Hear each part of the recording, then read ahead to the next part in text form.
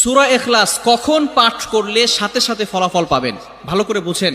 সূরা ইখলাস হচ্ছে পবিত্র কোরআনুল কারীমের ভিতরে ছোট সূরাদের ভিতরে অন্যতম একটি সূরা। তবে ফজিলতের দিক থেকে সূরা ইখলাস হচ্ছে গুরুত্বপূর্ণ ফজিলত, এবং এই সূরাটা এমন একটা সময় আল্লাহ পাক রব্বুল আলামিন নাজিল করে দিয়েছেন যখন আল্লাহ রাসূল সাল্লাল্লাহু আলাইহি ওয়াসাল্লাম দ্বীনের প্রচার করতে লাগলেন। এমন সময় আল্লাহ পাক রব্বুল আলামিন এক আল্লাহর দাওয়াত দিতে লাগলেন। তখন কাফেররা আল্লাহ রাসূল সাল্লাল্লাহু আলাইহি সাল্লামকে কোশ্চেন করলো যে, মুহাম্মদ, তুমি তো এক আল্লাহর দাওয়াত দাও, আমরা তো কোটি কোটি দেবতার পূজা করি, তারা আমাদের সমস্যার সমাধান করতে পারে না। তুমি যে আল্লাহর দাওয়াত দাও সেই আল্লাহ কয়জন এবং সেই আল্লাহর সন্তান আছে কিনা? সাথে সাথে আল্লাহ পাক রব্বুল আলামিন এই কাফেরদের প্রশ্নের উত্তরে আল্লাহ রাসূল সাল্লাল্লাহু আলাইহি সাল্লামের কাছে এই সূরাটি নাজিল করলেন, কুল হুয়াল্লাহু আহাদ আল্লাহুস সামাদ লাম ইয়ালিদ ওয়া লাম ইউলাদ ওয়া লাম ইয়াকুল লাহু কুফুয়ান আহাদ।